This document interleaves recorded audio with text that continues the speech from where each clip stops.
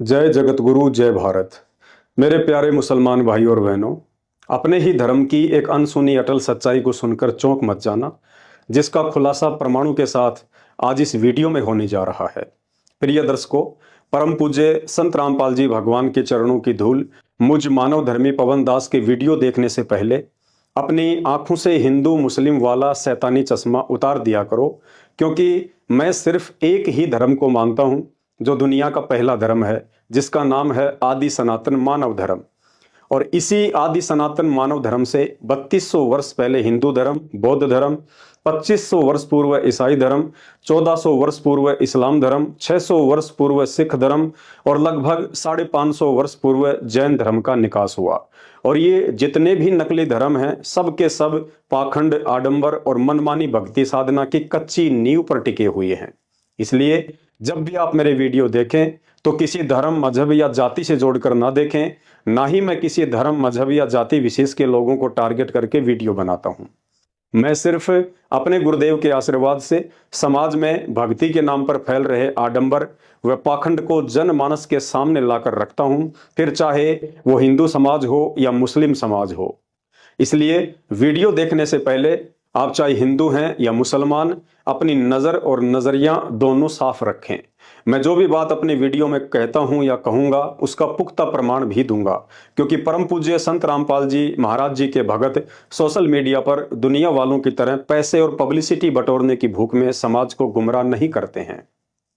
तो बात चल रही है उस पाखंड और आडंबर की, जिसे भेड़ चाल की तरह देखा देखी में मुसलमान समाज सदियों से फॉलो करता आ रहा है।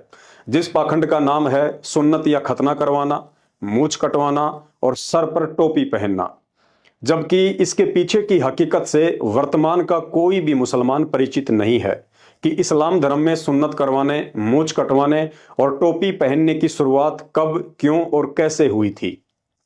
वह औरत कौन थी जिसने गुस्से में आकर सजा के तौर पर अपने नौकरों से हजरत मोहम्मद के लिंग का आगे का पूरा हिस्सा ही कटवा दिया था। जिस औरत ने बेइज्जत करने के लिए सामान्य व्यक्ति की तरह लंबी लंबी दाढ़ी मूछ रखने वाले हजरत मोहम्मद की मूछें कटवा दी थी। जिस औरत ने बेइज्जत करने के लिए हिंदुओं की तरह लंबी चोटी रखने वाले हजरत मोहम्मद की चोटी कटवा दी थी।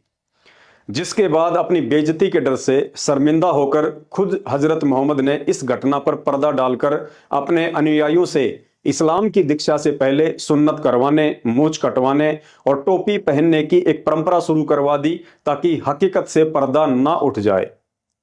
वरना हजरत आदम से लेकर हजरत मोहम्मद से पहले जितने भी रसूल, नबी, पैगंबर और मुसलमान इस्लाम धर्म में पैदा हुए हैं, एक का भी नाम बता दो जिसने सुन्नत करवाई हो, मूछ कटवाई हो या टोपी पहनकर नमाज अदा की हो। या मुसलमान समाज की किसी भी पुस्तक, कुरान, तौरेत, जबूर या इंजिल में कहीं भी लिखा हुआ हो कि एक सच्चे मुसलमान के लिए सुन्नत करवाना, मूछ कटवाना या सिर पर टोपी पहनना अल्लाह का कोई फरमान हो। यकीन ना हो तो आप मुसलमानों के द्वारा बनाई गई हजरत मोहम्मद की किसी भी फोटो को देख लीजिए, जो सर पर साफा पहने हुए ही दिखाए गए हैं, ना कि टोपी पहने हुए, जिनकी मूछें भी एक सामान्य व्यक्ति की तरह लंबी लंबी हैं, ना कि वर्तमान के 5 वक्त के किसी नमाजी मुसलमान की तरह कटी हुई हैं। भाई और बहनों, धार्मिक गुरुओं की नासमझी और अज्ञानता के कारण पाखंड, आडंबर और मनमाना आचरण वर्तमान में हर धर्म में अपनी जड़ें जमा चुका है। परंतु अब युग परिवर्तन का समय है। बहुत जल्द दुनिया के सभी धर्म एक ही धर्म में विलीन हो जाएंगे, जिसे आदि सनातन मानव धर्म कहते हैं। और यह कार्य बहुत जल्द 2028 के बाद प्रकृति अपने आप ही कर डालेगी। उसे किसी मुल्ला, मौलवी, धर्मगुरु या राजनेताओं से इजाजत लेने की जरूरत नहीं पड़ती है, और ना ही प्रकृति किसी मानव निर्मित फतवे या कानून को मानती है। मैं मानव धर्मी पवन दास, परम पूज्य जगत गुरु संत शिरोमणि सतगुरु रामपाल जी परमेश्वर जी का अदना सा शिष्य, 2028 महाविनाश से पूर्व आप सभी हिंदू, मुस्लिम, सिख, ईसाइयों को सूचित कर रहा हूं कि इंसानों द्वारा निर्मित धर्म, जात पात और ऊंच नीच के पाखंड से बाहर निकलकर अपने मूल स्वरूप और आदि सनातन मानव धर्म को पहचान कर उससे जुड़ने का प्रयास करें। वरना जो लोग आज देश और धर्म को बचाने का ठेका लेकर बैठे हैं, 2028 तक स्वयं के इंसानी अस्तित्व को बचा पाना भी उनके लिए मुश्किल हो जाएगा। अतः समझदार इंसान को चाहिए कि यूट्यूब पर संत रामपाल जी महाराज के सत्संग सुने, सभी बुराइयों और विकारों को त्याग कर मानवता को अपनाएं, वरना 2028 2028 तक प्रकृति और काल पुरुष उन सभी मूढ़ इंसानों की चटनी बना डालेंगे जो अज्ञान और पाखंड की नाव पर दलदल को ही समुद्र समझकर दूसरे किनारे जाने की उम्मीद लगाए बैठे हैं। भाइयों और बहनों, अब आगे का वीडियो निष्पक्ष होकर धैर्य के साथ पूरा देखिए। हजरत मोहम्मद को लेकर यह सच्चाई मेरे पूज्य गुरुदेव सतगुरु रामपाल जी भगवान ने सन 1994 से ही सार्वजनिक तौर पर गांव-गांव जाकर सत्संग के माध्यम से लोगों को बताना शुरू कर दी थी और एक एक बात का प्रमाण भी दिया। परम पूज्य सतगुरु रामपाल जी भगवान ने बताया कि हजरत मोहम्मद भी श्री राम और श्री कृष्ण की तरह एक अवतारी महापुरुष थे। अवतार को इस्लाम में पैगंबर कहा जाता है। फर्क केवल इतना सा है कि श्री राम और श्री कृष्ण श्री विष्णु जी के अवतार थे, इसलिए वो विष्णु लोक से आए थे, जबकि हजरत मोहम्मद जी शंकर जी के गण थे, इसलिए 1400 वर्ष पूर्व शिव जी के द्वारा उन्हें अपने शिवलोक से भेजा गया था। मुसलमान सिर्फ इतना ही जानते हैं कि हजरत मोहम्मद की माता का नाम आमना और पिता का नाम अब्दुल्ला था, परंतु सच्चाई इसके बिल्कुल विपरीत है, जिसे स्वयं अल्लाह के अलावा धरती पर कोई दूसरा ना ही तो जान सकता है और ना ही बता सकता है। इसलिए स्वयं उस अल्लाह कबीर ने 300 वर्ष पूर्व सन 1717 में गांव छुडानी जिला झज्जर हरियाणा में आदरणीय गरीबदास जी महाराज के नाम से प्रकट होकर एक अमर ग्रंथ की रचना करवाई, जिसे सद ग्रंथ साहिब के नाम से जाना जाता है। इस अमर ग्रंथ में दुनिया से लेकर सृष्टि कैसे रची गई और कैसे संचालित हो रही है, कौन कर रहा है, जिस रहस्य को आज तक विज्ञान नहीं समझ पाई, उस रहस्य की भी इस अमर ग्रंथ में संपूर्ण जानकारी लिखी हुई है। आज से लाखों वर्ष पूर्व सतयुग, त्रेता युग व द्वापर युग में क्या क्या घटित हुआ और आगे कलयुग में लाखों वर्ष बाद क्या क्या घटित होगा, उसकी भी पूर्ण जानकारी इस अमर ग्रंथ में लिखी हुई है। इस अमर ग्रंथ में 24,000 वाणियां हैं, जो चारों वेदों के श्लोकों को मिलाकर भी कहीं ज्यादा हैं। इस अमर ग्रंथ में हिंदू, मुस्लिम, सिख, ईसाई, जैनी, फारसी, यहूदी, मंगोली आदि विश्व के सभी धर्मों की जो जानकारी चारों वेद, गीता जी, 18 पुराण, कुरान, तौरेत, जबूर, इंजल, बाइबल व गुरु ग्रंथ जैसे शास्त्रों में भी नहीं लिखी हुई है, वह गूढ़ जानकारी भी आपको इस अमर ग्रंथ में लिखी हुई मिलेगी। जिस संपूर्ण शारीरिक योग क्रियाओं को महर्षि पतंजलि भी नहीं जानते थे, जिस संपूर्ण आयुर्वेद को श्री धन्वंतरी भी नहीं जानते थे और हजारों वर्ष योग समाधि में लीन रहकर ब्रह्मा और शंकर भी जिस ब्रह्मांड के रहस्य को नहीं समझ पाए, उस गुप्त रहस्य को भी अल्लाह ने इस अमर ग्रंथ में लिखवाया हुआ है। इस अमर ग्रंथ पर जिस दिन वैज्ञानिकों की नजर पड़ेगी, उस दिन उनके होश उड़ जाएंगे। विज्ञान और वैज्ञानिक इस अमर ग्रंथ के ज्ञान के आगे अपने आप को बहुत ही बौना महसूस करेंगे, क्योंकि इस अमर ग्रंथ में आध्यात्मिक क्रियाओं के द्वारा दुनिया के सबसे विषाक्त जहर को भी गंगा जी के जल से कहीं अधिक शुद्ध और पीने योग्य बनाने की विधि लिखी हुई है। इस अमर ग्रंथ में किसी भी बड़ी से बड़ी प्राकृतिक आपदा को आध्यात्मिक क्रियाओं के द्वारा रोकने की संपूर्ण विधि लिखी हुई है, जैसे बाढ़, भूकंप, अतिवृष्टि या अकाल आदि गिरना। इस अमर ग्रंथ में दुनिया की किसी भी भयंकर से भयंकर रोग से पीड़ित रोगी को बिना किसी दवा और ऑपरेशन के 100% स्वस्थ करने की आध्यात्मिक विधि भी लिखी हुई है, जो रोग अभी तक दुनिया में आए भी नहीं है। बाकी एड्स, कैंसर व कोरोना जैसे वायरस आदि रोगों की तो औकात ही क्या है। साथ ही भविष्य में आने वाली किसी भी खतरनाक महामारी व भयंकर से भयंकर वायरस का समाधान भी इस ग्रंथ में लिखा हुआ है। इस अमर ग्रंथ में सृष्टि की वह मंत्र विधि भी लिखी हुई है, जिसके प्रयोग से पूर्णतया मृत इंसान के शरीर को पुनः जीवित किया जा सकता है। और निसंदेह संत रामपाल जी की शरण में आकर इस मंत्र विधि का एक नहीं, दो नहीं, बल्कि उन सैकड़ों व्यक्तियों ने लाभ उठाया है, जिन लोगों के उन अविश्वसनीय इंटरव्यूज को टीवी चैनलों पर देखकर आप जी मजाक उड़ाते हैं। इतना ही नहीं, भारत देश आने वाले समय में कैसे विश्व गुरु बनेगा, कौन बनाएगा, यहां तक भी इस अमर ग्रंथ में लिखा हुआ है। साथ ही तीसरे विश्व युद्ध की शुरुआत, समाप्ति और नुकसान आदि को लेकर सारी बातें लिखी हुई हैं तथा आने वाले युग परिवर्तन 2028 में विदेशी ताकतों से चौतरफा घिर जाने के बाद क्या वो विधि है जिसे अपनाकर ही भारत देश का बचाव संभव है, अन्यथा नहीं। सब कुछ इस अमर ग्रंथ में लिखा हुआ है। वर्तमान में इस अनमोल ग्रंथ साहिब की 300 वर्ष पुरानी ओरिजिनल प्रति आपको परम पूज्य सतगुरु रामपाल जी भगवान के नाम से गांव धनाना, जिला सोनीपत, हरियाणा में बनाए जा रहे सतलोक आश्रम में मिल जाएगी। इसके अलावा संत रामपाल जी के नाम से चल रहे अन्य आश्रमों में भी मिल जाएगी, जिनमें सतलोक आश्रम मुंडका दिल्ली में, सतलोक आश्रम शामली उत्तर प्रदेश, सतलोक आश्रम बैतूल मध्य प्रदेश, सतलोक आश्रम खमाणो पंजाब, सतलोक आश्रम धुरी पंजाब, सतलोक आश्रम सोजत पाली राजस्थान, सतलोक आश्रम भिवानी हरियाणा तथा सतलोक आश्रम धनुषा नेपाल में भी प्रमाण के लिए यह अमर ग्रंथ आपको मिल जाएगा। भारत सरकार को भी सूचित करना चाहूंगा कि इस बात की ओर पहले ही ध्यान दिया जाए, वरना बाद में मजबूरन ध्यान देना होगा, क्योंकि इस अमर ग्रंथ को फॉलो करने के अलावा सरकार के पास दूसरा कोई रास्ता बचेगा ही नहीं।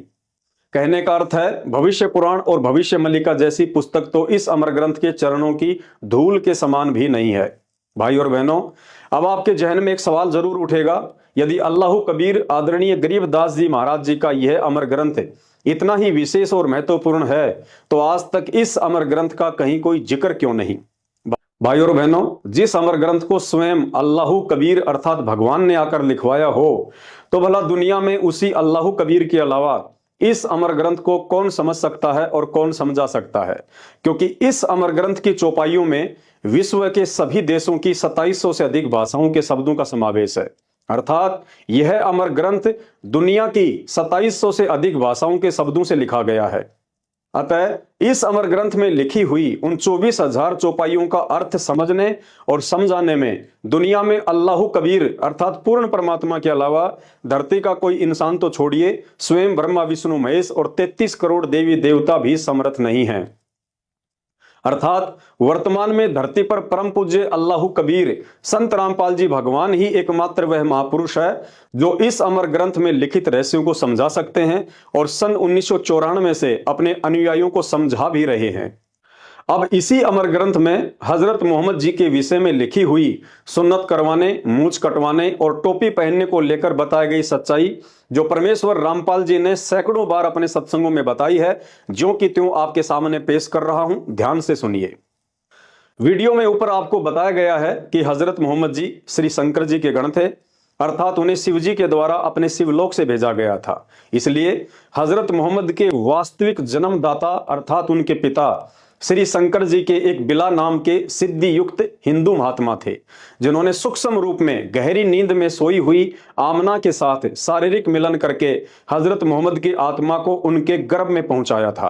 अर्थात सांसारिक तौर पर अब्दुल्ला को ही मोहम्मद जी का पिता माना जाता है, क्योंकि उनकी माता आमना का निकाह अब्दुल्ला से ही हुआ था, परंतु आध्यात्मिक दृष्टि से हजरत मोहम्मद को जन्म देने वाले उनके वास्तविक पिता श्री शंकर जी के पुजारी बिला नाम के हिंदू महात्मा थे।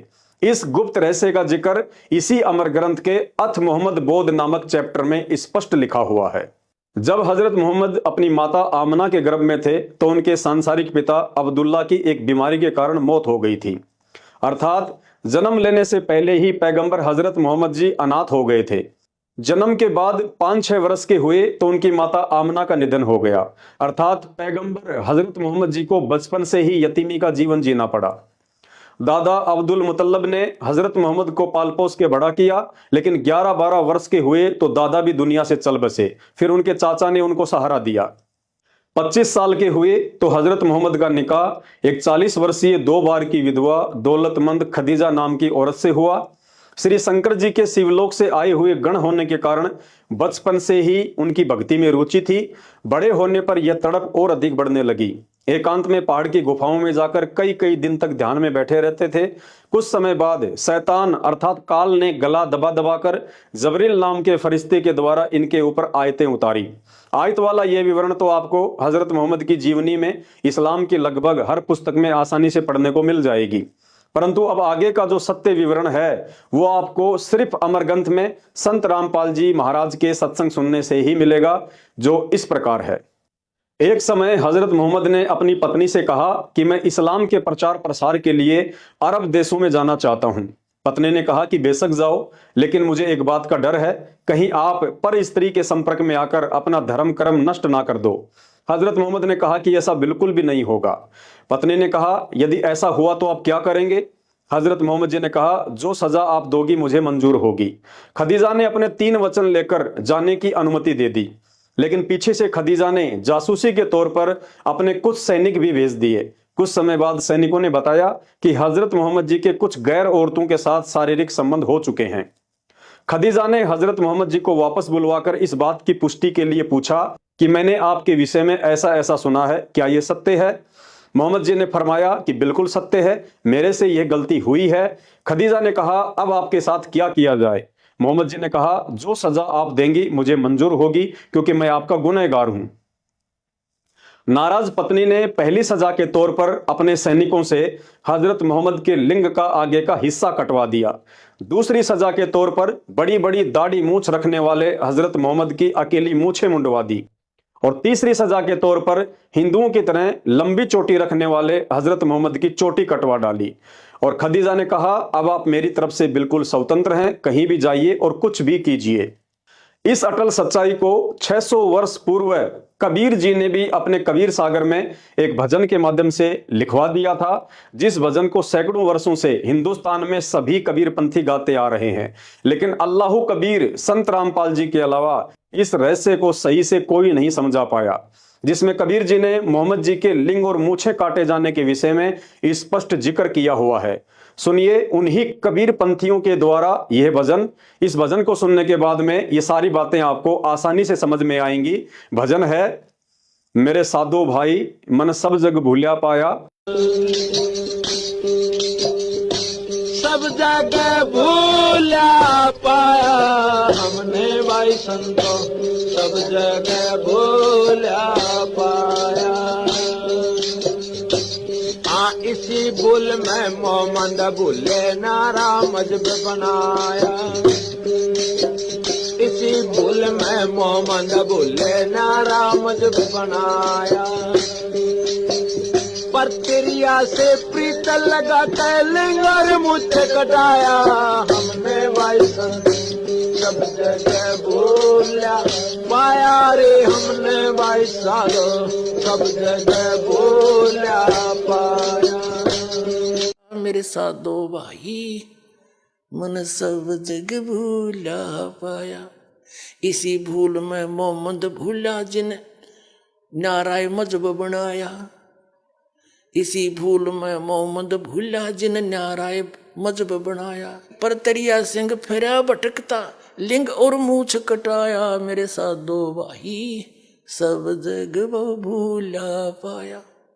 भाई और बहनों, जिस समय यह घटना घटी उस समय तक हजरत मोहम्मद जी के काफी संख्या में इस्लाम को मानने वाले अनुयायी हो चुके थे। जब हजरत मोहम्मद अपने अनुयायियों के पास गए तो उन्होंने पैगंबर को ऐसे हालात में देखकर उनसे सवाल किया कि आपने मूछ और चोटी क्यों कटवा डाली? मोहम्मद जी ने अपनी बेइज्जती के डर से संपूर्ण घटनाक्रम को छुपाते हुए अपने अनुयायियों से कहा कि भाई देखो, अब इस्लाम के मानने वालों की संख्या तेजी से बढ़ती जा रही है, अतः इस्लाम को मानने वाले मेरे अनुयायियों की आज के बाद एक अलग ही पहचान होनी चाहिए। शिष्यों ने कहा, जी क्या पहचान होनी चाहिए? तो मोहम्मद जी ने कहा, आज के बाद इस्लाम की दीक्षा लेने वाले के लिए सुन्नत करवाना, मूछें साफ रखना और सिर पर टोपी पहनना अनिवार्य होगा। उसके बाद सभी शिष्यों ने उसी दिन से मोहम्मद जी के इस मनमुखी आदेश की पालना शुरू कर दी और वही मनमुखी आदेश आगे चलकर मुसलमान धर्म में सुन्नत करवाना, टोपी पहनना और मूछ कटवाना एक परंपरा बन गई जो अभी तक चल रहा है। मुसलमान भाइयों, वैसे तो किसी भी जीव की हत्या करने वाले, मांस खाने वाले और पकाने वाले इंसान की बुद्धि भ्रष्ट हो जाती है, दया, धर्म और इंसानियत भी नामात्र ही रह जाती है। फिर भी अगर जरा सी भी सोचने समझने की शक्ति शेष हो तो शांति से बैठकर कभी विचार करना।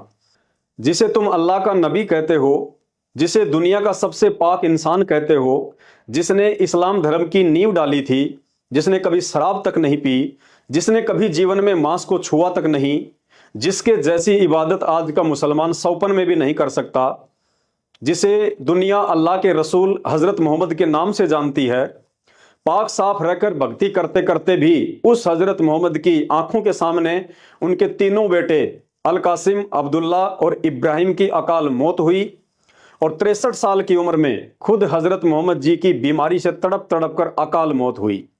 आप मुसलमान समाज के विद्वानों के द्वारा लिखी हुई यह पुस्तक जीवनी हजरत मोहम्मद सल्लल्लाहु अलैहि वसल्लम, जिसके लेखक मोहम्मद इनायतुल्लाह सुबानी, प्रकाशक हैं D307 दावत नगर, अबुल फजल एनक्लेव, जामिया नगर, नई दिल्ली, मोबाइल नंबर 26981652। चश्मा लगाकर इस पुस्तक के पेज नंबर 324 से 328 तक पढ़ लेना। 1400 वर्ष पहले जब लोग 100 वर्ष से ऊपर का निरोगी जीवन जिया करते थे, उस समय मात्र 63 साल की उम्र में अल्लाह के नबी हजरत मोहम्मद की कैसे बुखार से तड़प तड़प कर मौत हुई थी। बाप की तकलीफ देखकर बेटी हजरत फातिमा भी रो रो कर अल्लाह से यही दुआ कर रही थी कि हाय मेरे बाप की बेचैनी, हाय मेरे बाप की बेचैनी। स्पष्ट लिखा हुआ है, पढ़ लेना। तो सोचिए, यदि आज के मुसलमान की तुलना हजरत मोहम्मद से की जाए तो आज का नमाजी मुसलमान जो सप्ताह में 7 दिन जीव हत्या करता है, मांस खाता है, शराब पीता है, बीड़ी सिगरेट गुटखा खाकर नशा करता है, तो सोचिए आज के ऐसे मुसलमान का अंत क्या होगा जिसका दीन धर्म सब भ्रष्ट हो चुका है।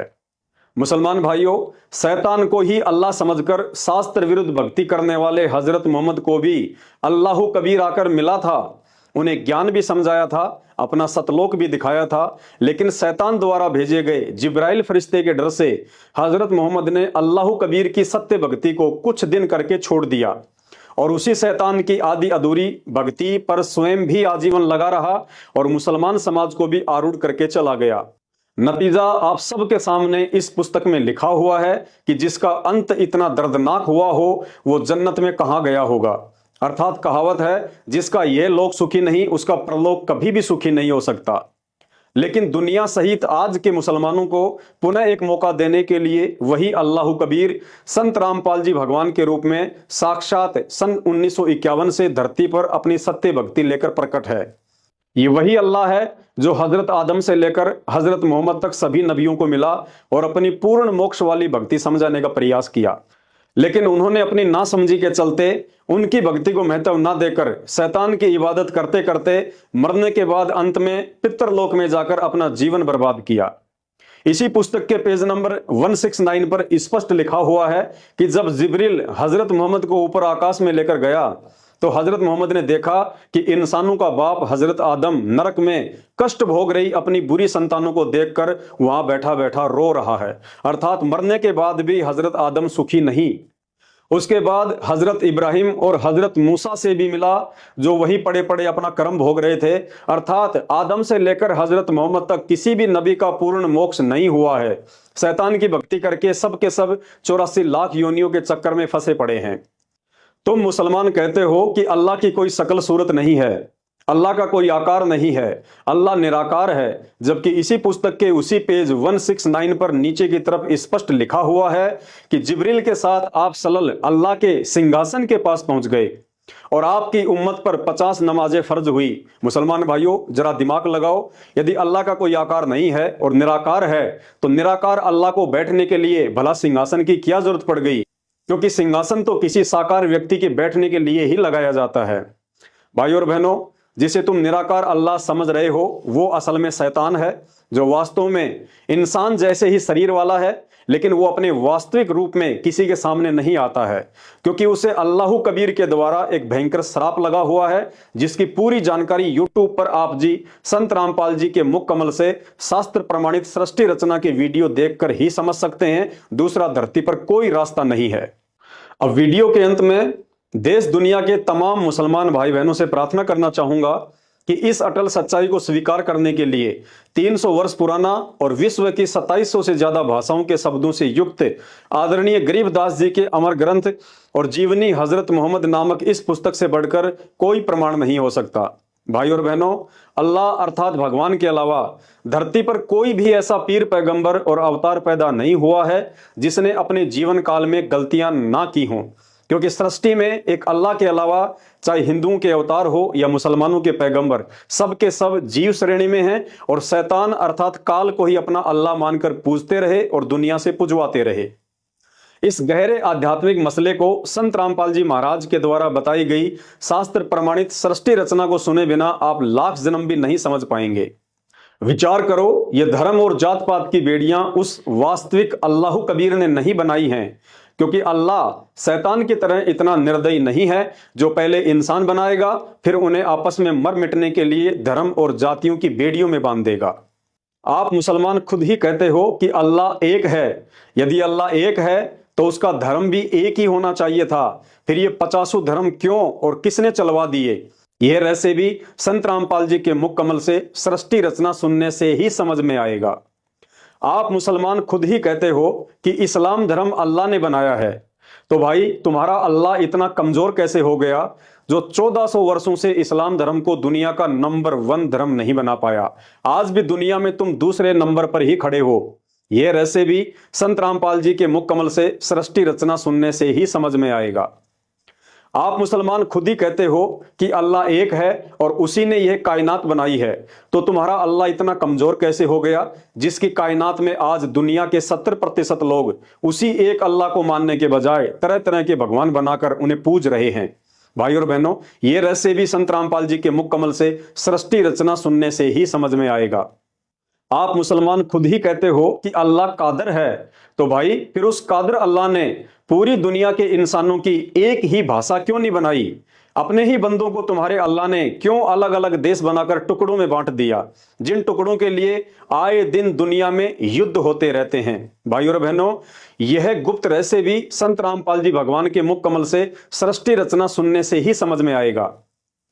तुम्हारा अल्लाह एक है, तो क्यों उस अल्लाह ने किसी को काला तो किसी को गोरा, किसी को अमीर तो किसी को गरीब बनाकर दुनिया को 2 हिस्सों में बांट दिया?